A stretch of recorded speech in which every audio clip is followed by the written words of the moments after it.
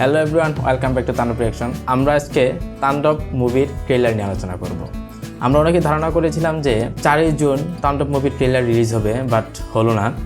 তবে এখানে আশা হারানোর কোনো জায়গা নেই, কারণ তাণ্ডব মুভির যে এডিটর আছেন তার কথা অনুযায়ী বোঝা যাচ্ছে যে 5ই জুন আমরা অবশ্যই তাণ্ডব মুভির ট্রেলার দেখতে পাবো। তাণ্ডব মুভিতে আমরা অবশ্যই একটি ঝলক দেখতে পারবো আফরান নিশোর, কারণ সব জল্পনা কল্পনা রীতি টেনেছেন আমাদের রায়হান রাফি তার ভেরিফাইড ফেসবুক পেজে একটি ছবি পোস্টের মাধ্যমে। সেখানে দেখা যাচ্ছে যে রায়হান রাফি সহ প্রযোজক সহ আফরান নিশো এবং মেগাস্টার শাকিব খান তারা দুজনেই একে অপরের কাঁধে হাত রেখে ছবি পোস্ট করেছে। সো আমরা অবশ্যই আশা করি তাণ্ডব মুভির ট্রেলারে আফরান নিশোর একটি ঝলক থাকবে, কেমিও থাকবে। তাণ্ডব মুভির টিজারে আমরা প্রত্যাশা অনুযায়ী অনেক কিছু পেয়েছি, আশা করব আমরা ট্রেলারেও আমাদের প্রত্যাশা অনুযায়ী অনেক কিছু পাবো। আর রায়হান রাফি কিন্তু গত অনেকগুলো মুভিতেই টিজার দিয়েছে, বাট সিনেমার আগে যে ট্রেলার আসবে আমরা ধারণা করেছিলাম, আমরা পাইনি। সুরঙ্গতে পাইনি, তুফানও পাইনি এবং দাগিতেও পাইনি।